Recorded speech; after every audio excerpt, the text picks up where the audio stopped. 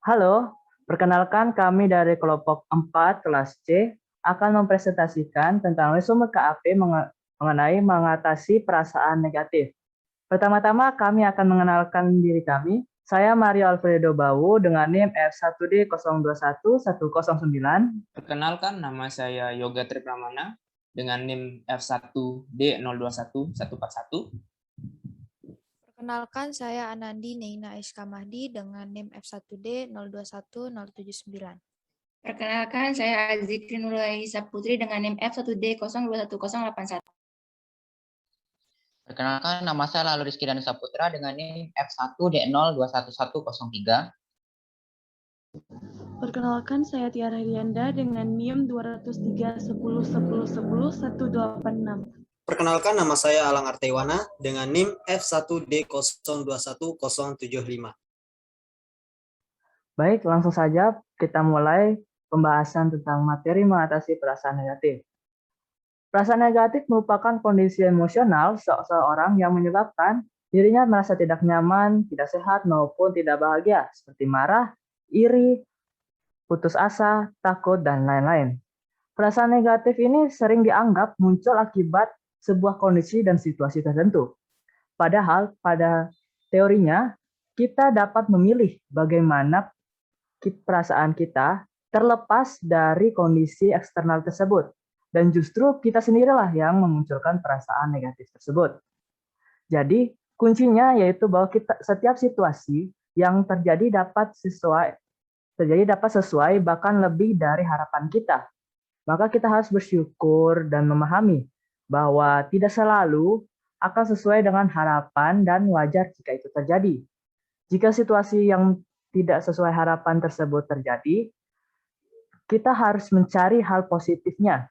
Dengan terbiasa seperti itu, maka ke depannya kita akan lebih mudah dalam mengatasi perasaan negatif. Setiap perasaan negatif memiliki karakteristiknya masing-masing. Mulai dari bagaimana penyebab, akibat, dan juga cara mengatasinya. Rasa marah merupakan perasaan ketika tidak senang terhadap sikap dan tindakan orang lain, bahkan terhadap ketidaksesuaian pada diri sendiri.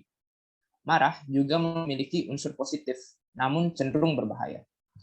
Karena jika dianalogikan, marah seperti niat ingin melukai orang lain dengan pisau tanpa gagang, sehingga yang terluka pertama adalah diri kita sendiri.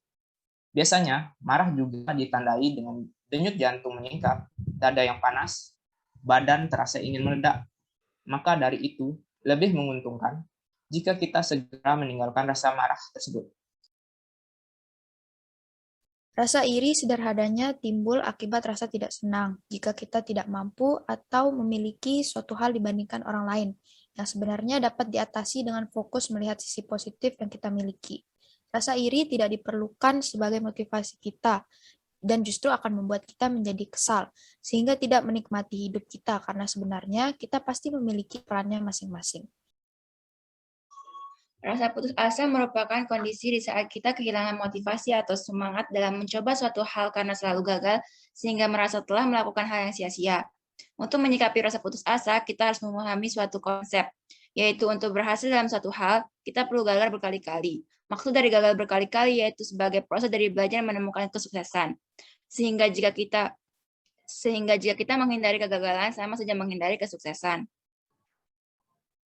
Kemudian rasa takut timbul karena bayangan atau persepsi terhadap sesuatu yang akan menjadi berbahaya. Rasa takut menjadi sumber dari berbagai perasaan atau sikap negatif seperti rasa marah karena takut dirugikan, rasa iri karena takut tidak akan pernah mendapatkan sesuatu yang dimiliki orang lain, kemudian rasa putus asa karena takut mengalami kegagalan dan sebagainya.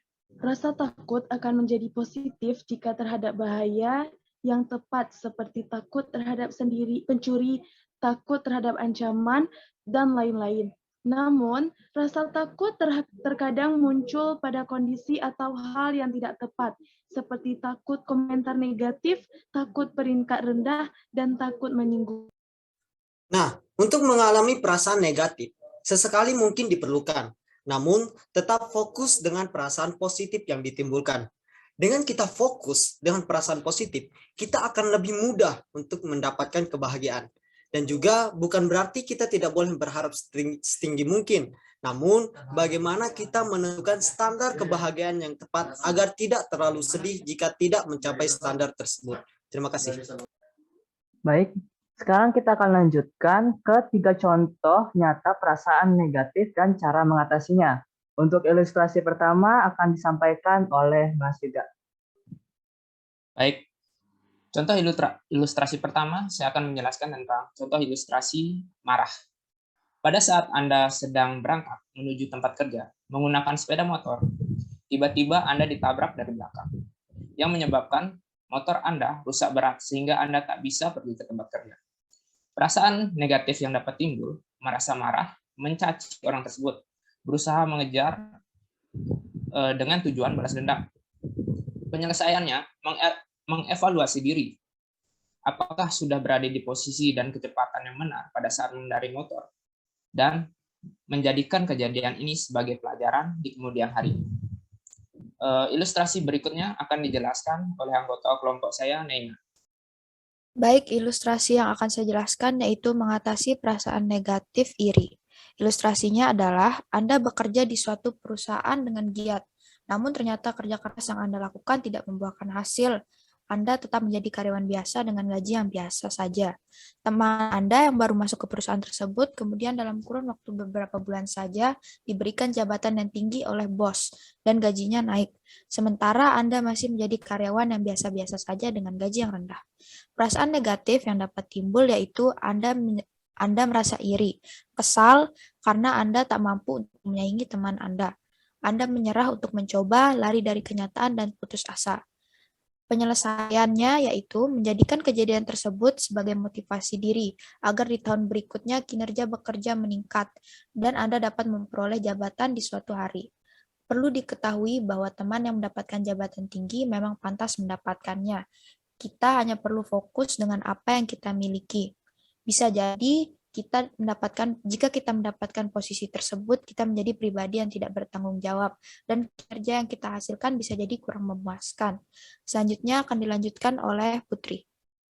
Seringkali Anda seakan bisa meramalkan suatu kondisi yang sebenarnya belum terjadi. Misalnya, Anda terperangkap dalam situasi yang sangat buruk dan Anda tak akan bisa keluar dari situasi ini. Atau Anda sudah melakukan dosa besar yang ini menjadikan Anda sebagai orang yang sangat hina. Jika pola pikir Anda seperti ini, rasa putus asa semakin dalam. Lebih buruknya lagi, keputusasaan tersebut akan berubah menjadi perasaan tidak berharga. Kembangkan yang Anda punya, setiap dari kita pasti memiliki kelebihan yang mungkin tidak dimiliki oleh orang lain. Oleh karena itu, sangat penting untuk mengetahui kelebihan yang Anda miliki, dan kembangkanlah hal tersebut. Tingkatkan value diri Anda sehingga dapat menjadi lebih percaya diri dan bangkit rasa putus asa. Selanjutnya akan dilanjutkan oleh Mario. Baik, terima kasih Putri. Selanjutnya kita ke ilustrasi yang ketiga, yaitu di saat jika Anda ingin memulai usaha penyuplai ikan laut dan rumah makan dengan menu ikan laut di daerah pegunungan. Perasaan negatif yang dapat timbul tuh bisa jadi adalah yang paling terbesar adalah takut. Seperti takut untuk mencoba usaha tersebut karena bisa jadi usaha ini tidak menguntungkan dan juga takut menerima komentar negatif dari orang terhadap usaha baru tersebut. Maka penyelesaiannya, yaitu rasa takut terhadap hal-hal yang seperti itu, bukanlah rasa takut yang diperlukan, karena manusia itu hanya bisa berupaya dengan sebaik mungkin, seperti menganalisa kekurangan, kelebihan, dan juga kesempatan dan ancaman dalam usaha tersebut. Kemudian jika keputusan untuk membuka usaha tersebut sudah bulat, maka harus dijalankan dengan penuh keyakinan. Jika di tengah perjalanan ada hal-hal yang tidak diharapkan, misalnya pandemi yang membuatnya tidak dapat menerima dine-in dan juga karyawan yang dibatasi, maka kita harus segera menyesuaikan agar usaha tersebut bisa tetap jalan seperti mengutamakan order secara delivery menggunakan aplikasi online.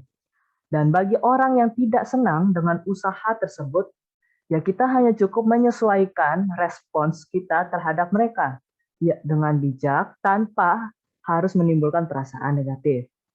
Baik, sekian presentasi kami tentang materi mengatasi perasaan negatif. Mohon maaf bila ada kekeliruan ataupun kesalahan dalam video ini. Dan juga kami mohon kritik dan sarannya lewat kolom komentar di bawah. Sekian dan terima kasih.